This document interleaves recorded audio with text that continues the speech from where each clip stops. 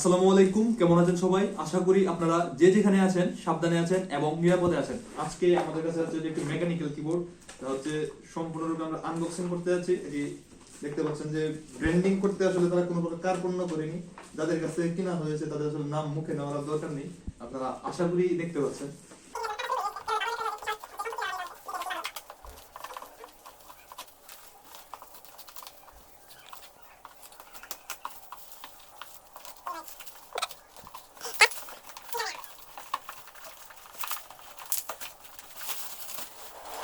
তারা যে প্যাকেজিং খোলার পর কিবোর্ডটি অবশেষে আমাদের হাতে এসেছে।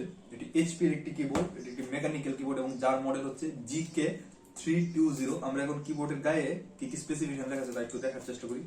একদম সামনের দিকে লেখা আছে যে নিচের দিকে মেকানিক্যাল কিবোর্ড 50 মিলিয়ন কি লাইফ, অর্থাৎ প্রতিটি বাটনকে আমরা হচ্ছে 50 মিলিয়ন বার প্রেস করতে পারবো।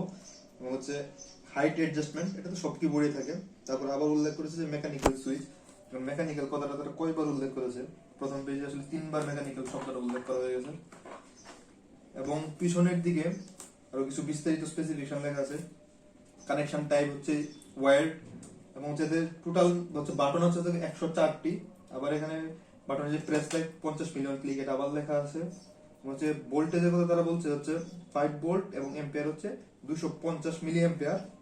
এবং বাটন প্রেসের ডিসটেন্স গুলো হচ্ছে, অর্থাৎ একটা বাটন থেকে আরেকটা বাটনের দূরত্ব হচ্ছে 4 মিলিমিটার। প্রতিটা বাটন প্রেস করার জন্য হচ্ছে ওজন লাগবে হচ্ছে 60 গ্রামের থেকে প্লাস মাইনাস 10 উল্লেখ করেছে। অর্থাৎ যেটা সম্ভবত হচ্ছে ব্লু সুইচ। আমরা যখন খুলে দেখবো তখন আমরা বুঝতে পারবো যেটা ব্লু সুইচ কিনা, কারণ ব্লু সুইচে বাটনগুলো প্রেস করার জন্য হচ্ছে 60 গ্রামের মতো ওজন লাগে। এবং সাপোর্টেড অপারেটিং সিস্টেমের কথা লেখা আছে। এবং হচ্ছে কেবলের যে লেন্থ দেওয়া আছে তা হচ্ছে 1.8 মিটার। এবং এই যে কিবোর্ড এবং কিবোর্ডের ওজন হচ্ছে 870 গ্রাম। এবং কিবোর্ডের এইদিকে আসলে তারা এখনো ক্লান্ত হয়নি, আরো কিছু জিনিসপত্র লেখা আছে। কিবোর্ডের যে আরো কিছু বিস্তারিত জিনিস লেখা আছে, এগুলো আসলে পড়ার কোনো ইচ্ছা নেই।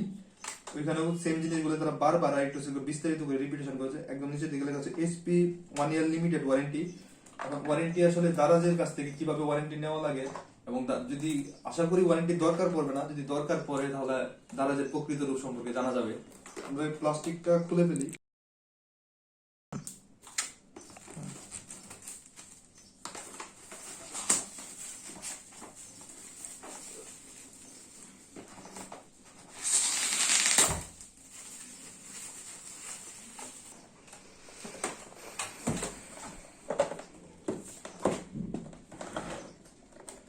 ওকে, তাহলে ফাইনালি আনবক্স করা যাক, দেখা যাক কিবোর্ডটি।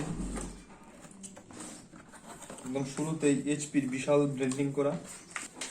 শুরুতে কিবোর্ড হাতে চলে আসলো এবং সাথে হচ্ছে কিছু কাগজপত্র আছে। দেখি ভিতরে কি আছে। ভিতরে আছে একটি কি কুলার এবং প্যাকেট খালি। তারপর প্যাকেটটি সাইডে রাখি। এখন দেখা যাক কিবোর্ডটি। Wow, fantastic.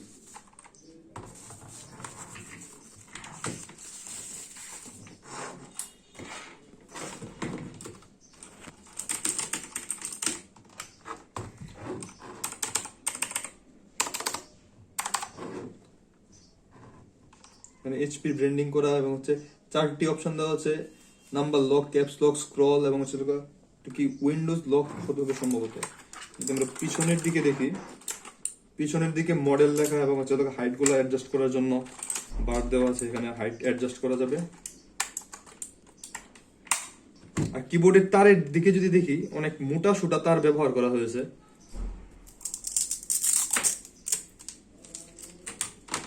অন্যান্য তার অপেক্ষা এটার আপনারা হাতে নিলে আসলে বুঝতে পারবেন যে এটা অন্যান্য তার অপেক্ষা আসলে অস্বাভাবিক মোটা রকম আমার কাছে মনে হচ্ছে। আশা করি যে কোয়ালিটি ভালো হবে।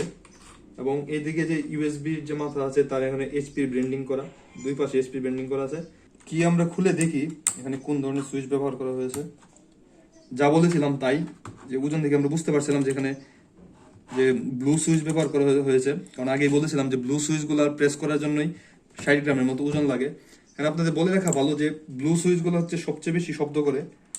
যারা হচ্ছে রেড সুইচ যদি নেন তাহলে মোটামুটি মেকানিক্যাল কিবোর্ডগুলোর মধ্যে হচ্ছে রেড সুইচের সাউন্ড হচ্ছে সবচেয়ে কম। এখন আমরা কিবোর্ডটি কানেক্ট করি এবং দেখি আসলে কিবোর্ডটি কেমন লাগে।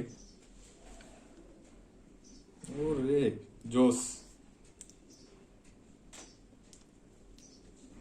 আমরা এখন কিবোর্ডের কালার মোডগুলো টেস্ট করি। এখানে আসলে আমরা যদি F9 প্রেস করে ইনসার্ট, হোম এবং হচ্ছে ডিলিট এন্ড আপ ডাউন এই বাটনগুলো যদি আমরা প্রেস করি, মানে প্রতিটা বাটনের জন্য আসলে 3টা করে দেওয়া আছে, অর্থাৎ টোটাল প্রায় হচ্ছে 18 রকমের কালার হচ্ছে আমরা এখানে দেখতে পাবো। আমরা একে একে দেখা শুরু করি।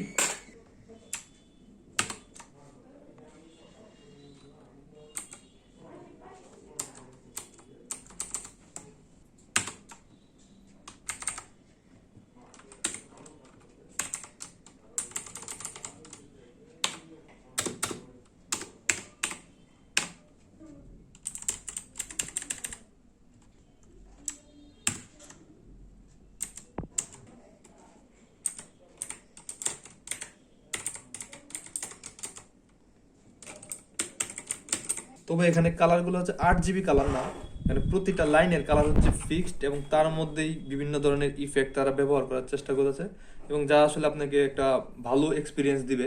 আমি এখন টাইপ করতেছি, আপনারা কিবোর্ডের সাউন্ড কেমন তা হয়তো আপনারা আইডিয়া নিতে পারবেন। চলুন দেখা যাক, আর আমার এক্সপিরিয়েন্সও কেমন ছিল টাইপ করার পরে আপনার সাথে শেয়ার করছি।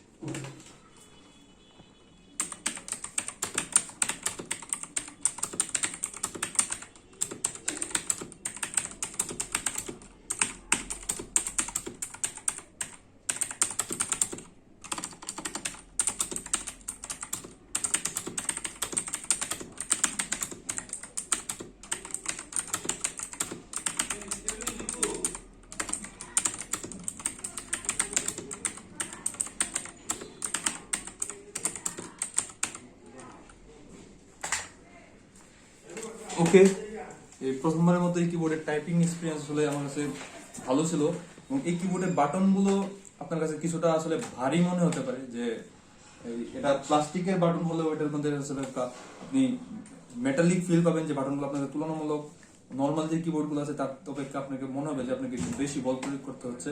এবং সাউন্ড কেমন তা তো আপনারা নিজেরাই শুনলেন। অল্প কিছুক্ষণ আমি ব্যবহার করেছি, সেই সাপেক্ষে বলবো না। আমি F4 এর একটি হচ্ছে মেকানিক্যাল কিবোর্ড ব্যবহার করছি, তার ভিডিও অলরেডি আমি তৈরি করেছিলাম এবং এই কিবোর্ডটি ব্যবহার করার পর যে অভিজ্ঞতা এবং টাইপিং এক্সপিরিয়েন্স আমার কাছে ভালো মনে হয়েছে। এবং 2500 টাকা রেঞ্জের মধ্যে ব্লু সুইচ সহ একটি মেকানিক্যাল কিবোর্ড, যার বাটনগুলো আসলে আপনাকে কাছে প্রথম প্রথম একটু মানে ভারী ফিল হলেও যে এটার যে ওভারঅল সাউন্ড এবং সবকিছু মিলিয়ে আপনাকে পছন্দ হবে এবং ডিজাইন এবং যাই বলি না কেন আমার নিজের কাছে ভালো লেগেছে, তাই আপনার কাছে শেয়ার করলাম। আশা করছি ভিডিওটি আপনাদেরও ভালো লেগেছে। ভিডিওটি যদি ভালো লাগে তাহলে লাইক দিতে ভুলবেন না। দেখা হবে পরবর্তী ভিডিওতে। আল্লাহ হাফেজ।